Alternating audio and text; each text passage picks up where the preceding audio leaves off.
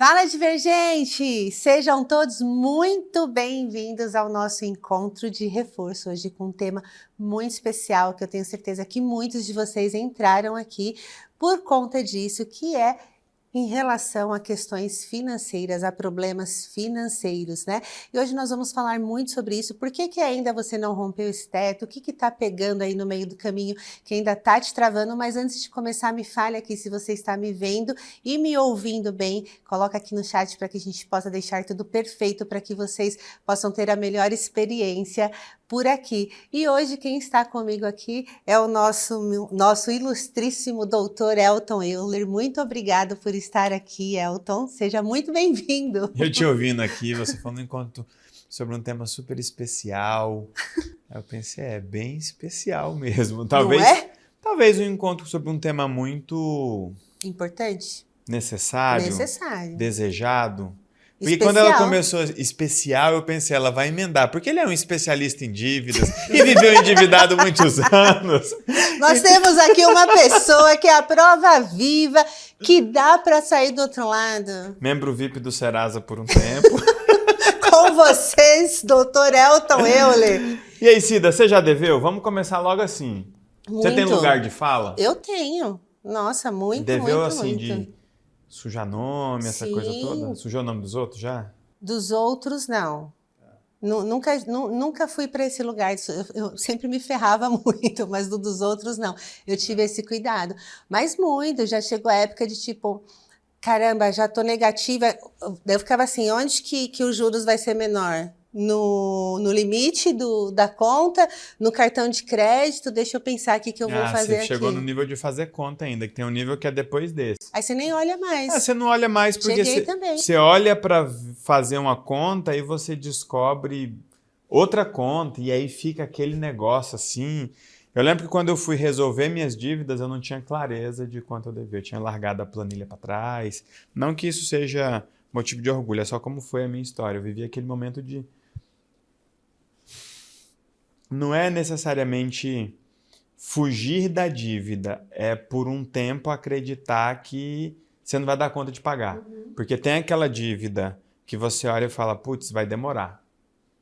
E tem aquela dívida que você olha e fala, cara, eu não sei como eu vou pagar. Tipo, não tem perspectiva de pagamento aqui. A pessoa deve 150 mil e ganha 8. Uhum. E o custo mensal dela é 12. Ou seja, essa dívida, ela tá só aumentando. E eu lembro que toda vez que eu parava para tentar organizar, eu assustava, porque estava desorganizado e você ia planilhando, você ia vendo o tamanho do buraco. E toda vez que eu ia buscar apoio de alguém, vinha sempre aquela coisa do corte. Então eu não era muito adepto ao corte, porque não tinha muito o que cortar, estava no osso, não tinha muita gordura ali. Se fosse cortar, vamos cortar a pizza. Aí você fala, pô, com que frequência vocês estão gastando dinheiro com pizza? Não era uma frequência alta e era um pouco assim, aquela válvula de escape, não só da dívida, de toda aquela situação. Então tinha aquele malabarismo. Agora, eu não tinha essa clareza, né? Essa clareza do porquê que eu devia e porquê que eu não conseguia sair disso. Se eu tivesse essa clareza, eu acho que ia ser mais fácil encarar, pelo menos, né? Com certeza ia ser mais fácil sair. Eu me lembro que a última dívida que eu paguei foi com um amigo que tinha investido no negócio e aí o negócio não deu certo. Quando eu vi que não estava dando certo, eu pulei fora e a minha dependência emocional e a minha necessidade de agradar ou de não desagradar era tão grande. Ele tinha investido 100 mil reais e quando eu fui... Já te contei essa história?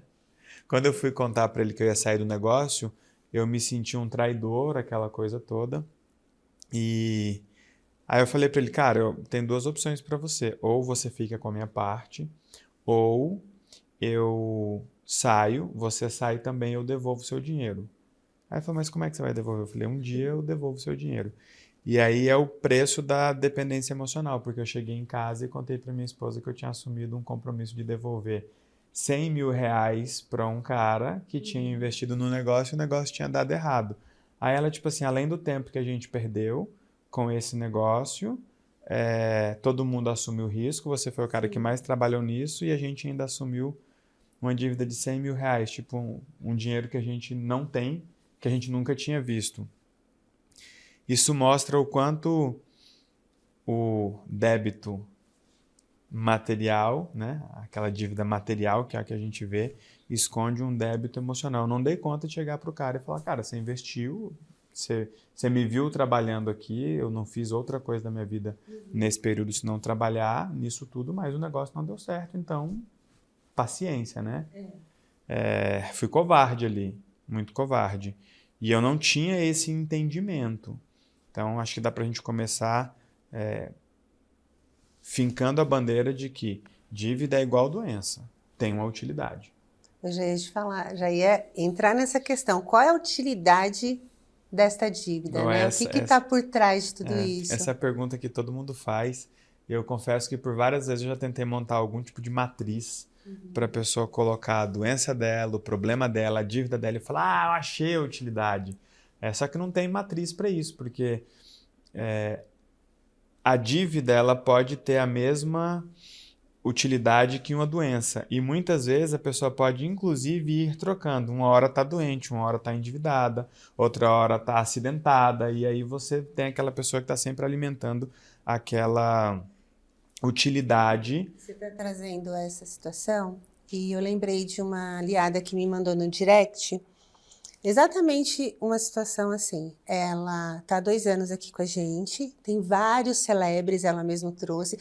Eu sou muito grata, eu tive vários celebres, eu tô com uma vida mais leve, estava com uma vida mais leve, fazendo canto, yoga, vôlei com meu marido, avancei um monte na vida, faturei muito mais, dobrei meu faturamento e aí ela trouxe uma situação que aí aumentou o faturamento, avançou.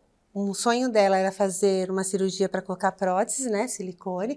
Ganhou a cirurgia do marido, estava tudo ótimo, recuperação tudo bem. 3 meses depois, a mama dela começou a dar problema à cirurgia. Só que antes disso, o faturamento caiu, então tudo começou com faturamento. Ela subiu, foi lá em cima, tudo melhorou, aí começou a dar problema no faturamento, começou a cair, aí teve que parar de fazer toda a yoga, tudo que ela estava fazendo, que estava muito bom, e aí deu problema na mama. E ela falou, cara, o que está acontecendo? Por que apareceu isso? A mãe dela, no passado, teve mama, morreu com câncer de mama, ficou 25 anos lutando contra o câncer e o último ano da vida da mãe dela foi com a mama aberta. Igual o que está acontecendo com ela. A gente tem que sempre olhar a linha do tempo e buscar as nossas premissas a todo tempo. A gente tem uma premissa que alguma coisa aconteceu quando tudo aconteceu, né? De repente eu parei de vender. Não foi de repente, tá? Pode ter sido de repente, mas não foi do nada. Né? Alguma coisa aconteceu quando tudo aconteceu.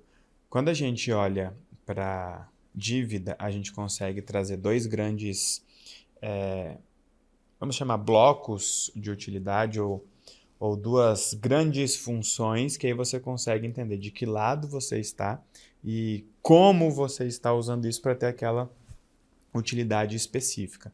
Mas a dívida é uma forma de dizer não para mim ou uma forma de dizer não para o outro. Se você separar em 2 grupos, qual é o primeiro grupo?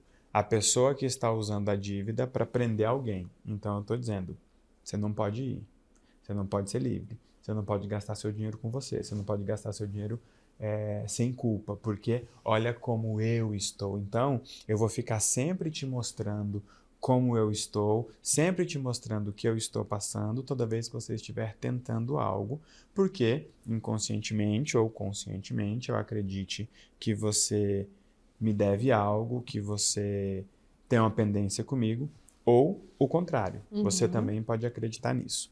Perfeito, primeiro grupo. Segundo grupo é o grupo das pessoas que usam a dívida para se proteger dos outros. Ela está dizendo não para os outros, só que está dizendo do jeito errado. Ela está dizendo, eu não posso, Cida, te socorrer. Eu até queria, eu sou uma pessoa boa, eu só não vou fazer isso por você porque eu não tenho dinheiro. Se eu tivesse dinheiro, eu reformava a sua casa, Cida. Se eu tivesse dinheiro, eu pagava uma escola para os seus sobrinhos e aquela coisa toda. Só que a dívida fica como uma justificativa para a pessoa não se envolver, não se responsabilizar. Convém ficar endividado. Então já coloca aqui no chat se você já deveu ou se você deve e preste muita atenção nisso, porque se um dia você vier a dever, a regra é essa, usar a dívida para prender alguém ou para não se prender a alguém, ou seja, se proteger de alguém. Porque quando você é a primeira pessoa a prosperar em um lugar escasso, é terrível. É muito terrível. Porque a condição, ela gera obrigação quando não existe um limite relacional. Por que vocês acham que a Cida tem que socorrer todo mundo ou pagar todo mundo? Porque a Cida tá rica agora. O marido da Cida tá rico, eles vivem viajando agora e praticando esporte e não sei o que mais que tem e tal. Então, ou seja, agora a Cida pode. Pode o quê? Pode ser feliz ou se sacrificar para nos fazer feliz. Então a dívida tem muito esse lugar. E aí eu gosto de conduzir as pessoas para olhar o problema do problema. Por quê? Bater carro tem problema? Depende. Às vezes é até uma vantagem. De repente o carro tem seguro, você não quer mais o carro. Para vender, o carro tem uma tabela FIP que está desvalorizada. Aí você bate o carro, o seguro paga um valor que ninguém ia pagar no mercado. Putz, foi um negoção. Então, bater carro não é um problema. Agora, qual é o problema do problema?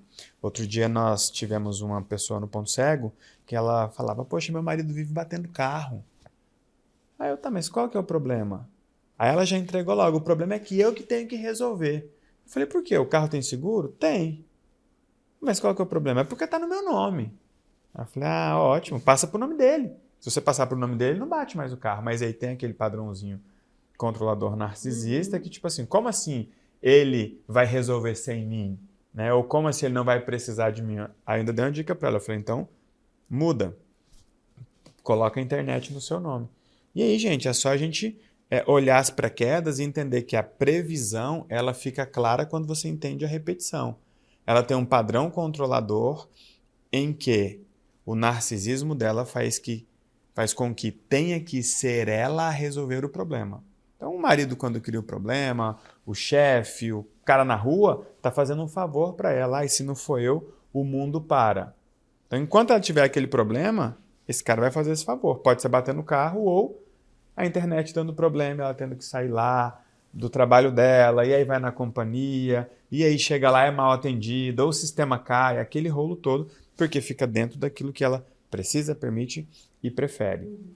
E aí você percebe que ali, quando a gente pergunta qual é o problema do problema, o problema é que eu tenho que sair para resolver. Ok. Ficar endividado é ruim? Não, eu tenho dívidas hoje, eu faço dívidas hoje. Eu compro coisas parceladas, financiadas, etc e tal. Só que hoje o meu ganho é muito superior ao meu gasto. Agora, você que está endividado, qual que é o problema do problema? O problema é que eu não posso comprar tudo que eu quero. Eu também não. Você também não, não é? Tem coisa que a gente se programa para comprar, tem coisa que a gente espera para conseguir comprar, tem coisa que a gente investe. Precisa de um planejamento. Precisa de um planejamento. Então, a dívida não é um problema. Tem coisa que você não consegue comprar, a Cida também não, eu também não, e todo mundo está no mesmo barco. Ou seja, a dívida não é o problema. Vamos lá. Qual que é o problema do problema? O problema é que eu deixo de gastar comigo por causa dos outros. Agora a gente tem um problema, de fato. A pessoa deixa de gastar consigo porque tem alguém com problema, ou alguém precisando, ou alguém precisando mais. Aí a gente começou a chegar nesse lugar. E aí não tem segredo, é rodar protocolo de combate à dependência emocional, proteção emocional, culpa e medo. Medo do outro não dar conta de pagar suas próprias contas. Medo do outro não sobreviver. Gente, vamos testar. E cuidado para esses medos não se tornarem justificativas para você alimentar padrões. Elton, você tem medo do seu pai morrer? Não. Eu tenho certeza que ele vai morrer. Você tem medo da sua mãe morrer? Não. Por quê? Porque eu tenho certeza que ela vai morrer. Elton, você tem medo de morrer? Não. Eu tenho certeza de que eu vou morrer. A pergunta é, será que eu vou viver? Então, todo dia eu preciso escolher viver olhar meus padrões, olhar meus medos, minhas culpas, porque uma pessoa que vive endividada há muito tempo, quando ela vai sair da dívida, ela toma consciência do quanto ela pesou. Se ela era essa pessoa que estava prendendo alguém. Se ela for uma pessoa minimamente humana e sensata, ela vai sentir culpa. Poxa, quantas coisas a minha mãe deixou de fazer porque o meu marido precisou, porque eu precisei, drogas, horas bolas, caçarolas, e fica naquele loop. Se ela não quebra essa culpa, ela sai da dependência emocional, bate na culpa e volta para criar uma outra dependência emocional. Agora, eu não me permito porque eu descobri que minha mãe já gastou um dinheirão comigo. Então, toda vez que eu estou prestes a usufruir, eu olho e falo, gente, mas eu não posso. Aí vem aquela culpa por gastar. E boa parte do que a gente gasta é com supérfluo. A vida do básico, quando você começa a ganhar dinheiro, ela passa rapidinho.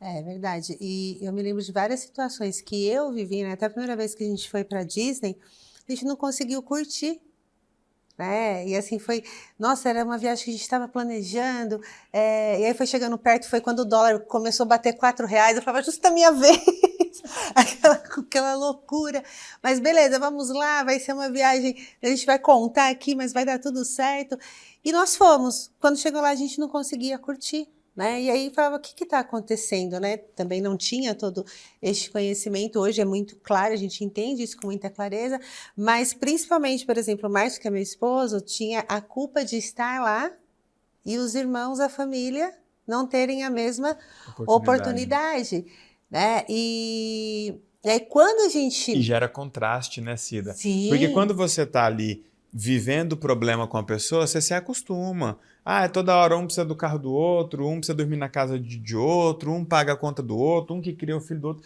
Você se acostuma com aquilo. E aí, de repente, você está na Disney, aí você gera um contraste absurdo, aí você percebe a diferença. É a hora que você cresce e você tenta se encolher ali. Eu fui na Disney, mas choveu no dia. O que aconteceu depois? Passou um tempo... E assim, a gente ganhava dinheiro, trabalhava pra caramba, o salário era bom.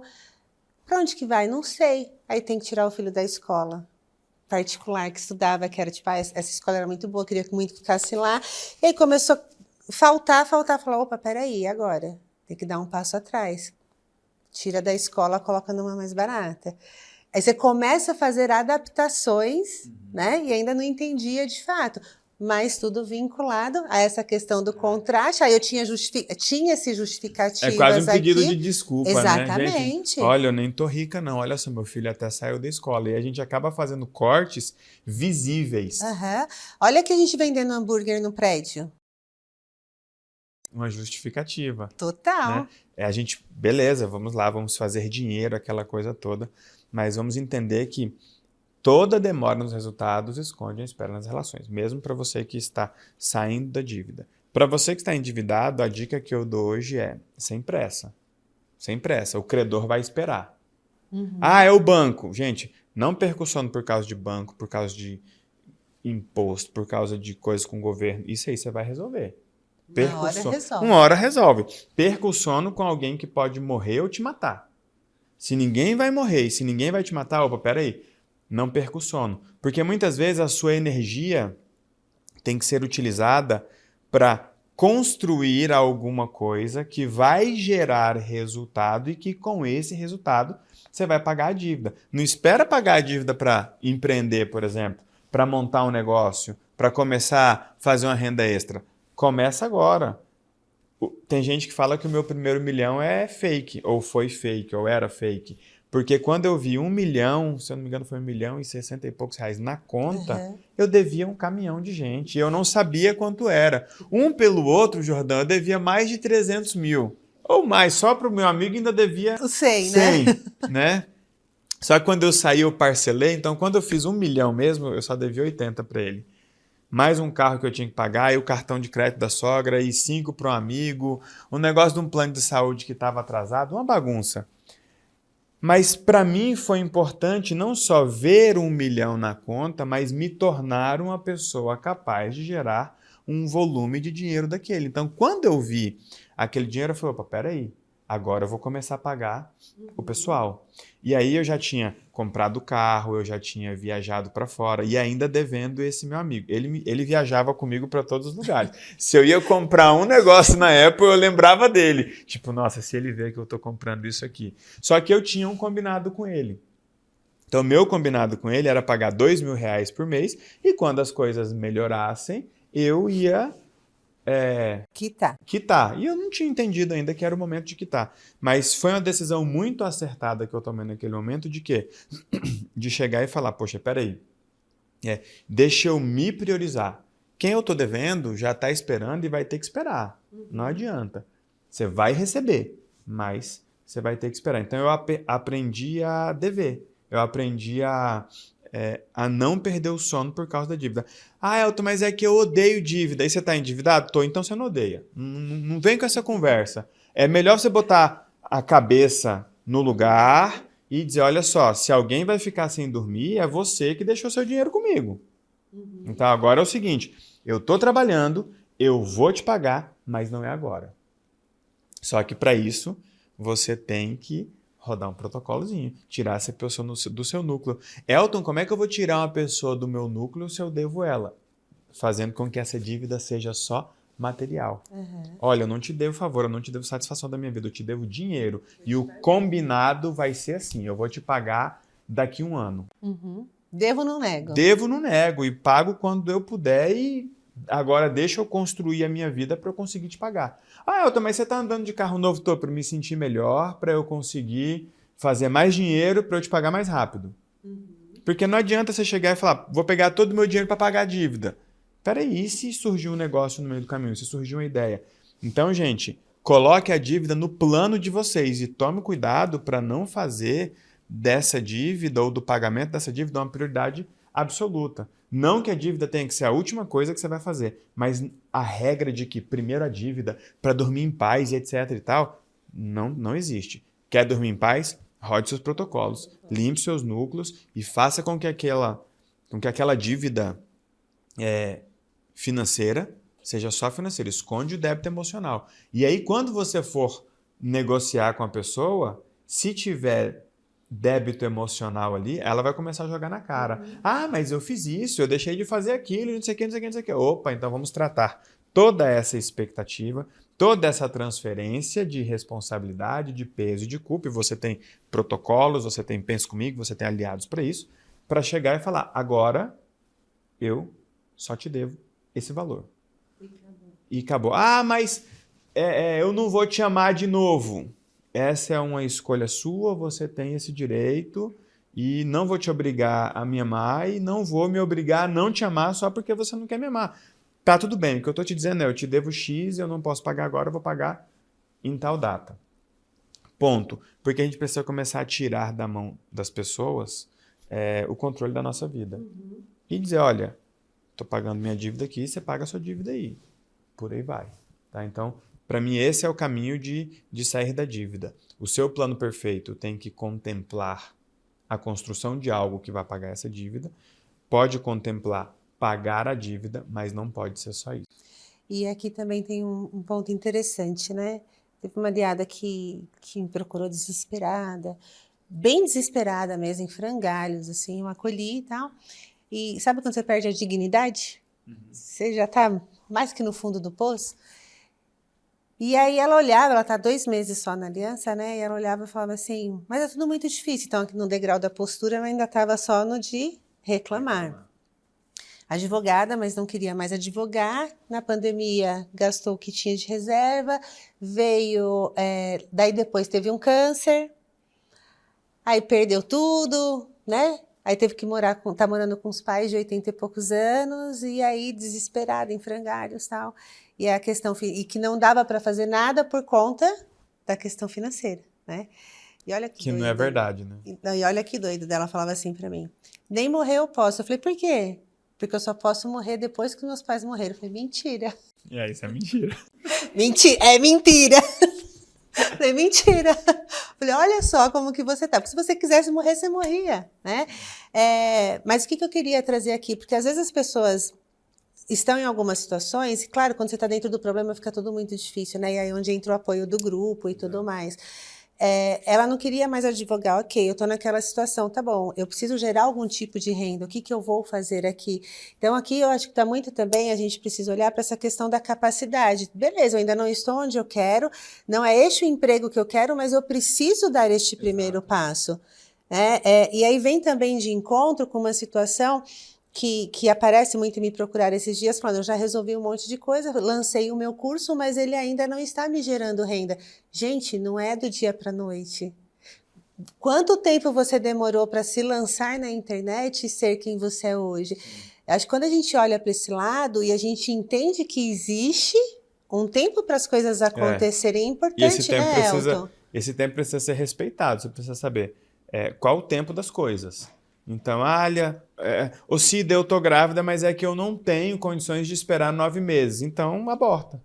Não dá para esperar 9 meses? Não dá para gerar uma criança com 4 meses e meio. Dá para gerar 2 em 9 meses, mas uma em 4 meses e meio não dá. Então, é muito importante ter essa postura de saber qual é o tempo das coisas. E o que eu trouxe é bem dentro disso. Eu preciso saber do tempo das coisas. Essa dívida eu não vou pagar ela em 6 meses, eu não vou pagar ela em 1 ano. Então, deixa eu me tranquilizar aqui, porque daqui 3 meses eu não posso acordar assustado. Ai, meu Deus do céu, eu ainda estou devendo? Sim, está dentro do plano, está dentro do processo, está dentro do combinado, está dentro do tempo das coisas. E outra coisa que às vezes os aliados pecam muito é usar o mas para apagar aquilo que é importante. Olha, Cida, o meu marido voltou a trabalhar, o meu marido está ganhando dinheiro, eu não tomo mais remédio de depressão, não sei o que, não sei o que, mas eu ainda não quitei a minha dívida. Aí desmonta tudo. Peraí, gente. Deixa o ainda ser mais poderoso do que o mas. Ainda não quitei as dívidas. Ou toda a dívida, mas agora meu marido já está trabalhando, agora a gente já está conseguindo ganhar dinheiro, agora a gente não fica mais doente, agora não sei o que. Inverta isso, porque senão você vai se colocar num lugar terrível. A postura ela é fundamental para você encontrar esses pontos cegos e encarar eles. Por quê? Você fala, a pessoa está no fundo do poço. Às vezes o fundo do poço é o melhor lugar para planejar. Ninguém bate na sua porta quando você está no fundo do poço. Ninguém vai lá te chamar para nada. Ninguém vai lá te chamar para nada, ninguém te atrapalha. Inclusive, tem várias pessoas que dão um salto depois de visitar o fundo do poço. Por quê? Tá sozinho. Não tenho nada a perder. Não tem nada a perder. Tá desacreditado, ninguém espera nada dessa pessoa. Essa é a hora que ela vira e fala, me deixaram em paz. Pena que você tenha escolhido um caminho de ter que se endividar, ter que se prejudicar tanto para virar o zero à esquerda da família para te deixar em paz. Você consegue perfeitamente conseguir essa paz dizendo, pessoal, estou ocupado, estou com um plano. Eu gosto muito do exemplo do concurseiro.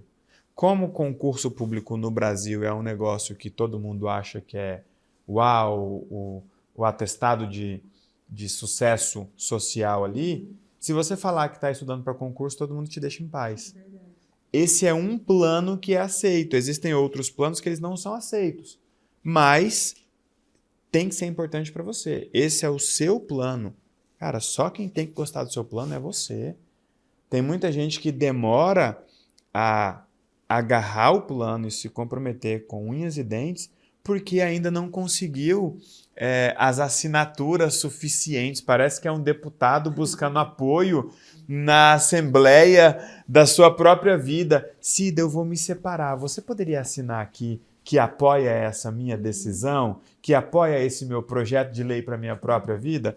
Não espere isso, porque senão você não vai ganhar autonomia emocional e relacional suficiente para não precisar da dívida para ter essa satisfação social aí, ou para afastar as pessoas, ou para prender as pessoas. E a dívida tem uma facilidade, assim como a doença ou qualquer outra coisa, quando a pessoa quer usar para justificar, ela vai justificar. Quando quiser usar para reclamar, porque é uma verdade, né? Tem gente que chega e fala, olha, eu tô desempregado. Às vezes eu olho e falo, tá melhor que ele, pô.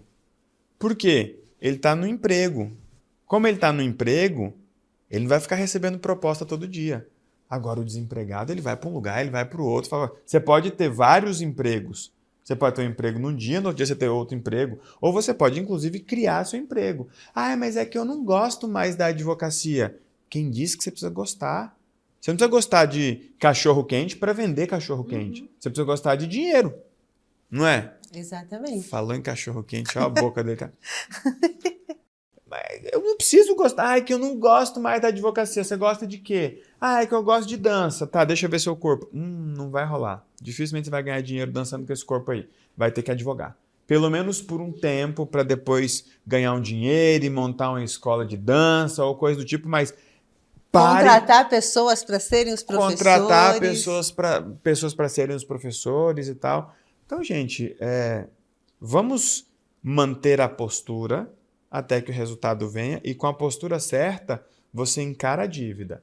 Questione. Qual é o problema do problema? Estou usando essa dívida para me proteger de alguém. Para me vingar. Ou para me vingar de alguém.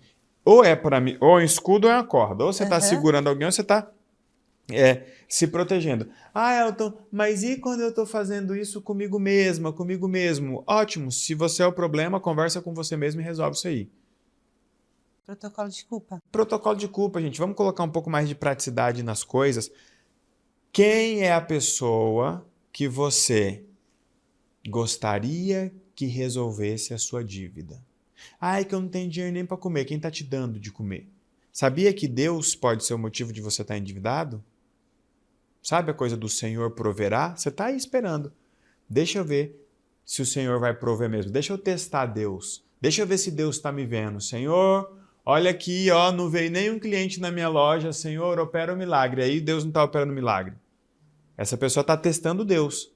Porque ela está com medo de ir para o inferno, sabia? Quem tem medo de ir para o inferno, testa Deus enquanto está vivo, para saber como é que é a relação deles. Porque se a relação não estiver boa, pode ser que chegue lá e dê com a cara na porta. Então, gente, quem é a pessoa que você gostaria que resolvesse o seu problema financeiro ou que resolvesse os seus problemas enquanto você não consegue resolver porque você está endividado? Aqui a gente consegue resolver essa galera desse lado de quem está prendendo alguém, esperando alguém, punindo alguém ou coisa do tipo. E quem está se escondendo ou se protegendo com a dívida o pensamento para começar a achar o problema do problema é: o que vai ficar difícil se você não tiver essa dívida? Se você não tiver essa dívida, vai ser difícil dizer não para quê ou para quem? O que vai piorar quando você pagar a sua dívida? Ou o que era pior quando você não tinha essa dívida? E, gente, toda demora nos resultados esconde uma espera nas relações. Vai voltar para as relações. E vocês vão ter que cuidar das relações enquanto vocês estiverem vivos, vivendo e construindo alguma coisa. Elton, a gente conversando agora, eu me lembrei também, quando eu estava ali na área da saúde, eu trabalhava na periferia de São Paulo, na periferia da periferia, né? E nesses momentos aí de dívida, essa situação toda, eu sempre olhava e falava assim, mas eu não posso reclamar. Porque, assim, olha a situação dessas pessoas. Então, o que eu tenho, mesmo nessa situação que eu tô, ainda está muito bom, porque olha essas pessoas, olha esse barraco onde mora. Então, ali eu também tinha muita justificativa para me deixar num lugar de falar assim, tá tudo bem. E é um lugar ruim, esse lugar da escassez também, né? Você se acostumar com isso, né? A gente precisa criar contraste negativo também, não só o contraste positivo. Porque é fácil você criar esse contraste positivo e usar uma justificativa. Por exemplo, tá todo mundo doente e você tá endividado. Poxa, pelo menos eu tenho saúde. Tá todo mundo, sei lá, passando fome, tá no perrengue, aquela coisa toda, precisando de auxílio do governo, cesta básica da igreja, ajuda dos vizinhos, e você, pelo menos o basicão ali você dá conta. Se você ficar só nesse contraste positivo, você nunca vai se sentir incomodado o suficiente para sair daí. É um auto-engano. Então, comece a gerar um contraste negativo. Comece a ir nos restaurantes que você só dá conta de pedir entrada. Aí tem que pedir 3 entradas, nem vai pedir prato principal. Por quê? Vou encher a barriga de entrada aqui. É nesse lugar que você tem que comer. É nesse lugar que você tem que comer. É nesse shopping que você tem que andar.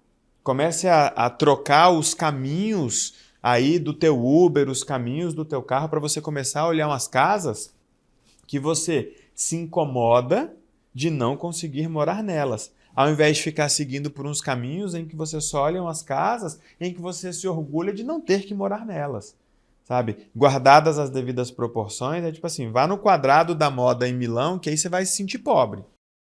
Não, você não precisa nem muito, né? Você está falando, eu estou refletindo um monte de coisa aqui, e aí quando eu morava num apartamento pequeno e eu via as casas, eu falava assim, mas já pensou ter que cuidar, limpar esse monte de vidro? Já pensou ter que cortar essa grama aqui, ter que podar essa árvore? Deus me livre, é melhor Nossa, ficar que aqui folha mesmo. que cai dessa árvore. Não, deixa eu ficar aqui, muito mais fácil, né, de controlar isso daqui.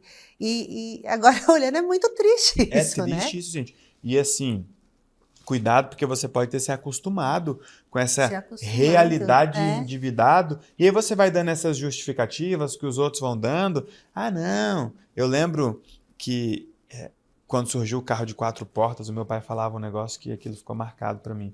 É mais 2 portas para bater.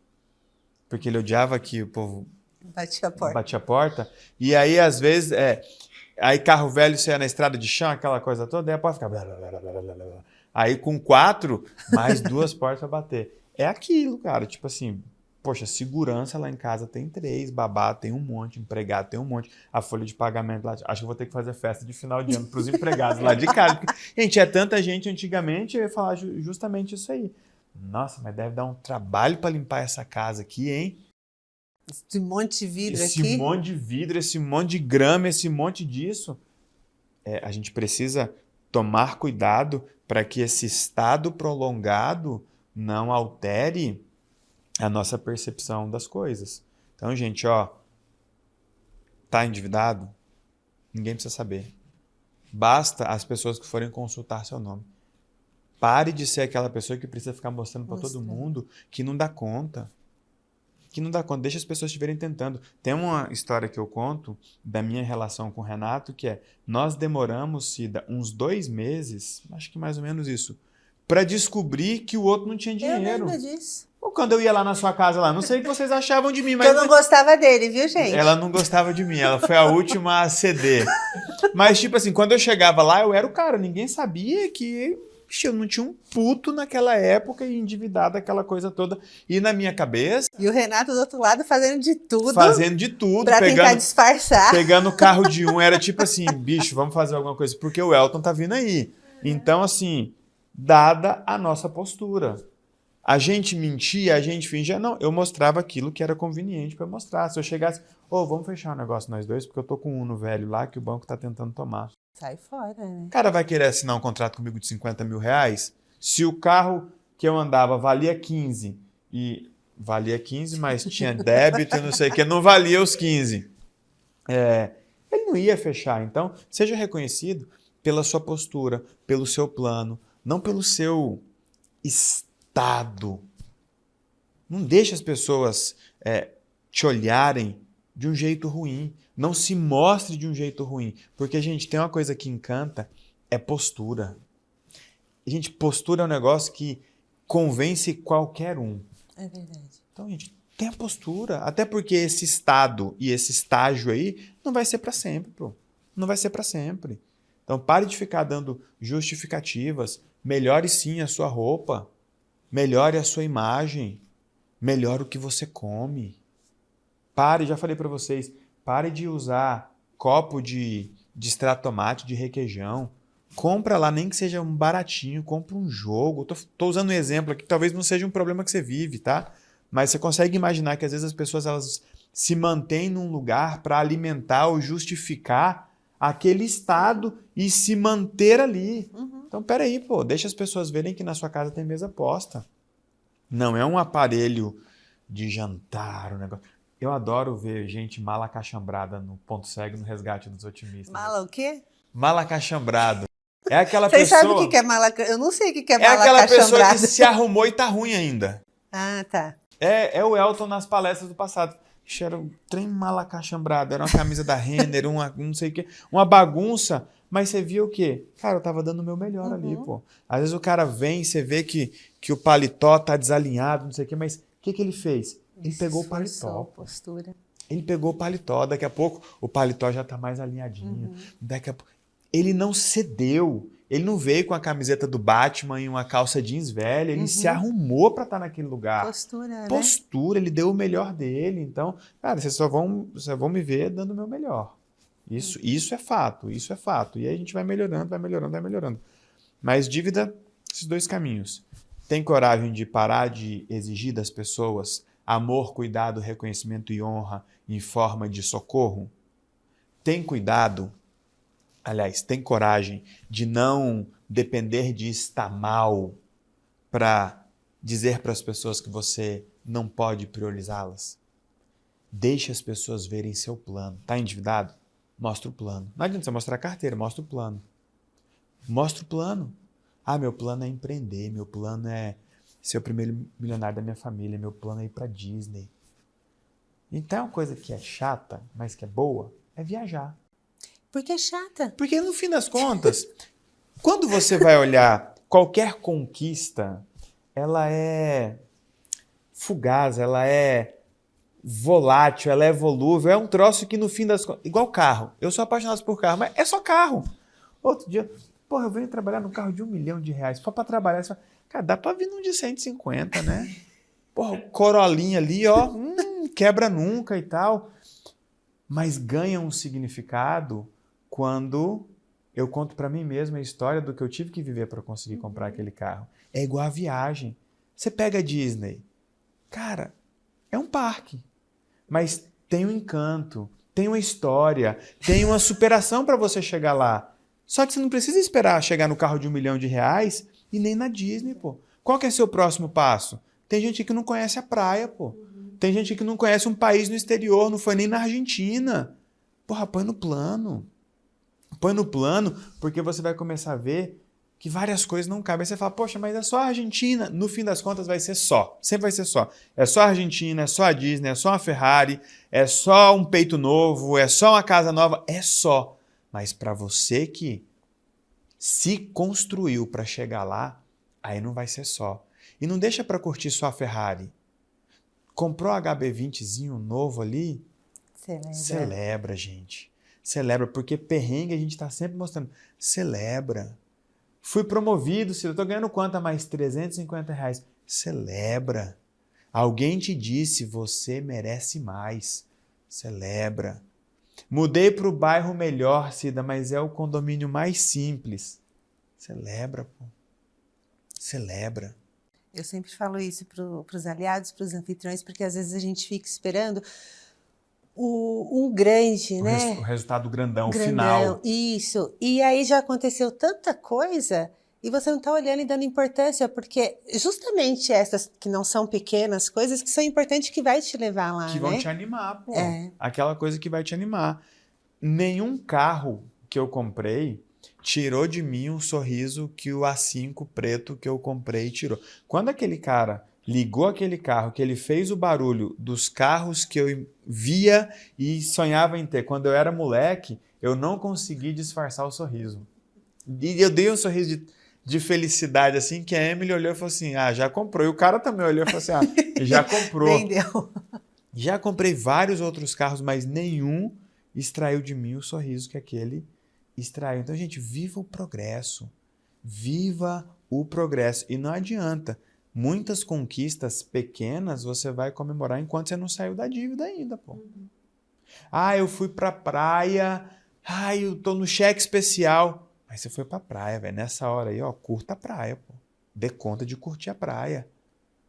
Já que tá lá? Já que tá lá, não, vamos fazer direito, pô. Vamos parar de usar a dívida como justificativa, inclusive para não se dedicar mais. Você está endividado, você tem a obrigação de se dedicar ao dobro, não é a metade, é o dobro.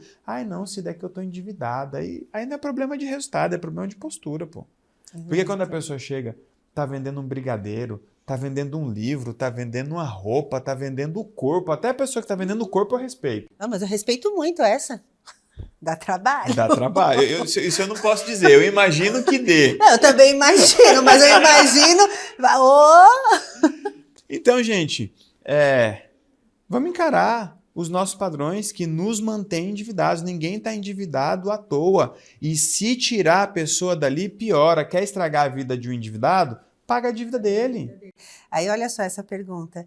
Sempre minhas vendas caem. Já fiz cursos, técnicas de marketing e fechamento, mas sempre acabo pedindo dinheiro emprestado. Como romper esse padrão? Vamos começar a contar a história certa, tá? Fato, sensação e intenção. Qual é a sua intenção quando você conta pra gente que sempre suas vendas caem? Você tem alguma intenção com isso. E isso gera tanto em você quanto poderia gerar na gente uma sensação ruim. É mentira, não é sempre.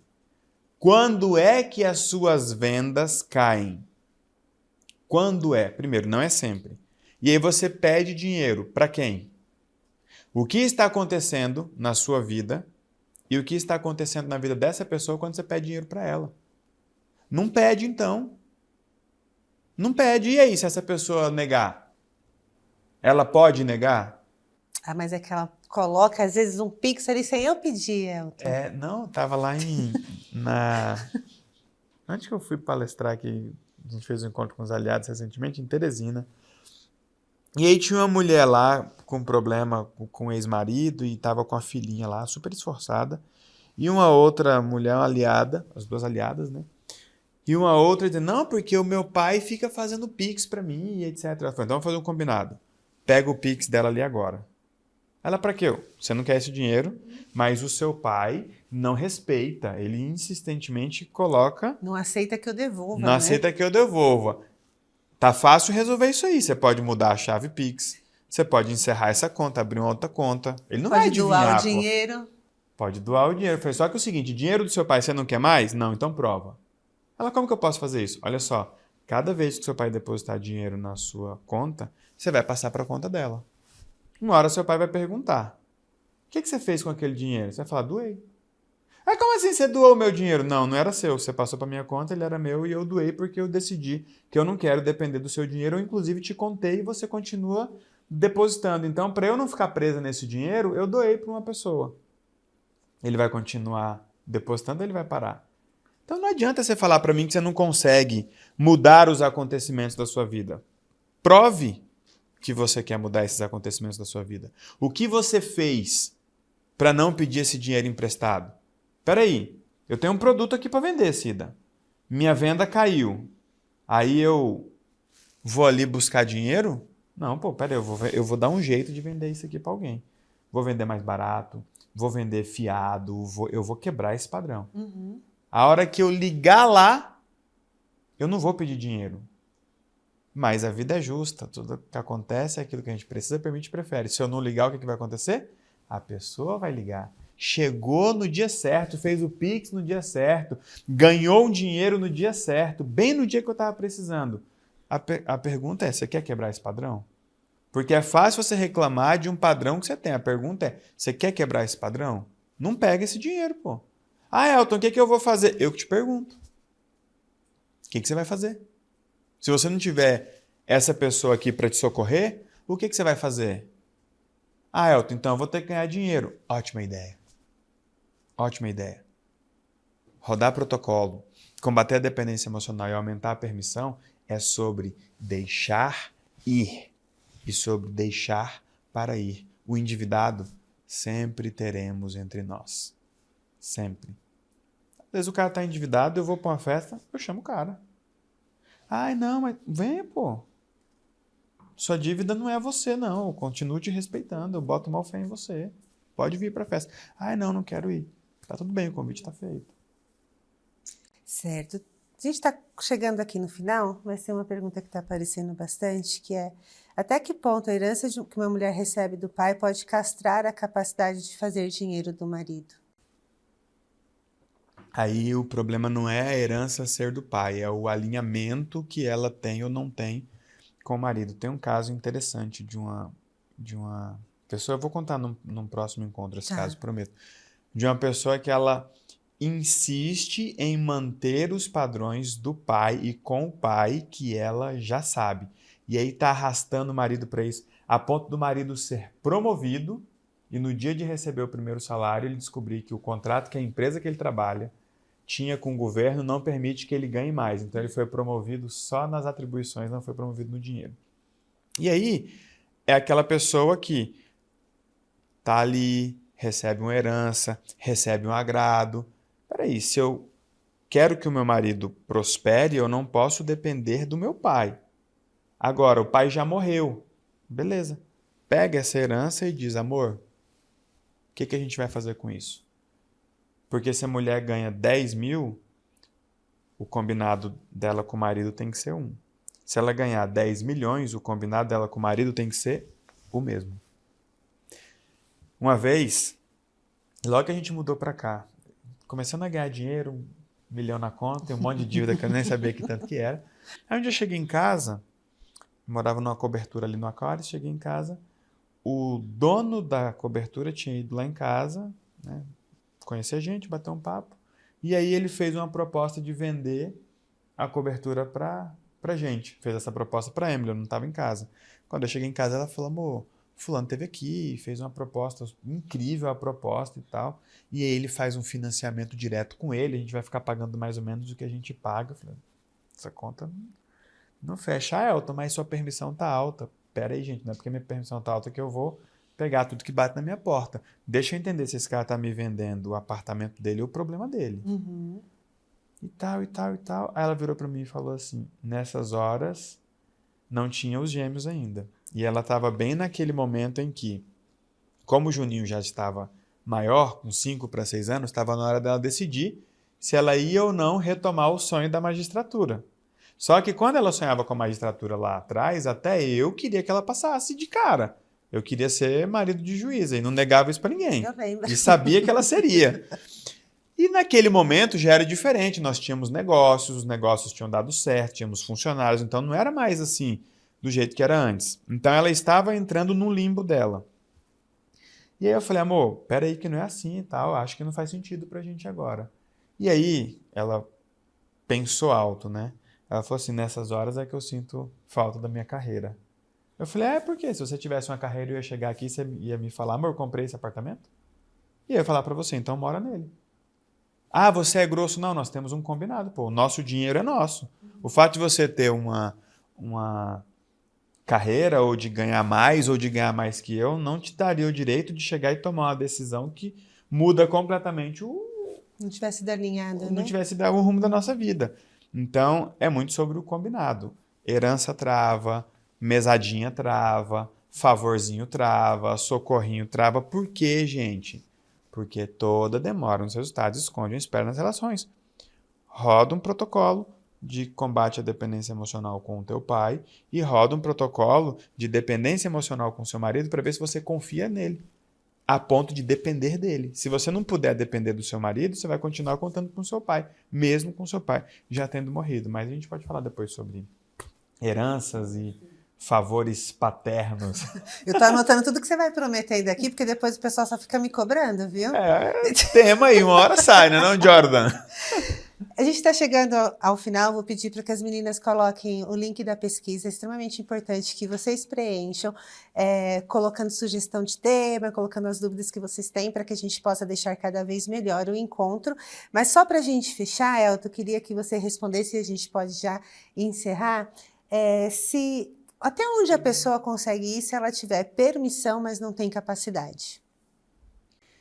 Eu gosto muito da postura. Quando a pessoa descobre que não sabe algo e ela corre atrás, essa pessoa, ela inclusive é um parceiro melhor, é um sócio melhor, é um funcionário melhor. Por quê? Você ensinar técnica para uma pessoa é rápido. Agora, você ensinar raciocinar, você ensinar se portar, você ensinar se comportar, você ensinar a decidir, você ensinar as coisas que as pessoas precisam, inclusive à disposição, não dá para ensinar. Você vai bater num teto? Vai. Vai chegar no momento que você vai começar a errar porque você não sabe? Vai. Só que isso vai ser um momento de percepção e de aprendizado. E aí você se expande. Arruma um sócio, contrata alguém, vá até o limite da sua capacidade, assim como eu digo, vá até o limite da sua permissão e vá até o limite da sua disposição. Eu sou um cara que eu sou tido por gênio por muitas pessoas, especialmente os aliados, quem me acompanha, quem me segue. Eu posso dizer, nisso eu sou genial, no resto eu sou genioso. Dou um trabalho. É verdade também esse bilhete. É verdade esse bilhete. Então, assim, gente, aprenda a jogar no seu quadradinho. Respeite as suas limitações agora. Tem gente que fica naquela, mas é que eu não gosto de sócio. É que eu tenho medo de confiar. Peraí, não gosta e vai continuar não gostando? Ou tem que continuar não gostando? É uma regra de vida para você? Não confia em ninguém e vai continuar não confiando em ninguém? Vai ser uma regra de vida para você. Então você limitou a sua construção. Poucas pessoas constroem coisas grandiosas sozinhas. Então, eu nunca vou falar que uma pessoa só precisa de permissão. A gente sempre fala das 3 coisas. Por que que a gente trabalha muito forte a permissão? Porque tem gente que com capacidade que está sobrando. Então, vamos aumentar a permissão e, aprender coisas novas, conhecer técnicas novas, mas hoje a gente está vivendo a era da inteligência artificial. A próxima geração não vai saber aprender, sabia? Porque para eles não vai fazer sentido saber. Eu não preciso saber, eu pergunto para uma máquina. Então, a forma de viver, o valor do saber vai mudar completamente. A gente nem sabe como é que vai ser isso. Ou seja, capacidade vai contar cada vez menos. Não que não vá contar. Vai contar cada vez menos. Os futuros grandes neurocirurgiões, por exemplo, eles serão administradores de padrões e critérios de máquina.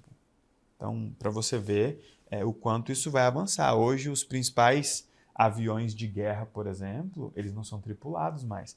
E quando é tripulado, boa parte da tecnologia que está embarcada ali é para tomar decisões em paralelo com o piloto ou, muitas vezes, antes do piloto. Então, assim, vamos tomar cuidado com a obesidade intelectual. Sabe. Eu prefiro ficar no limite daquilo que eu não sei. Até que eu não sei. Deixa eu correr para aprender. Mas o que me preocupa? Permissão. Se faltar permissão, eu sei que dá ruim. Se faltar capacidade, você dá uma enrolada. Um dia eu tenho que contar aqui como eu comecei o Manês. Um dia eu passei uma vergonha tão grande. Gente, mas foi tão grande, mas eu era muito cara de pau e eu precisava de dinheiro. Eu saí do outro lado. Você era cara de pau? Eu era. Tá. Achei que é ainda. Mas por que eu era cara de pau? Eu ainda sou, mas hoje eu já sou o Elton, antes eu não diferente. Era nada. Mas um dia, me lembro de contar em um dos próximos encontros sobre... Mais uma promessa. Uma promessa do Tony Robbins. Nossa, como esse caso do Tony Robbins foi interessante. Conto pra vocês um dia. No próximo, gente, eu vou cobrar ele, hein? Pode ser, eu conto. Mas ali eu sustentei. Então, assim, cara... Vá no limite, gente. Vá no limite. Vamos correr risco. A gente tem um ambiente extremamente fértil, extremamente rico, extremamente pujante.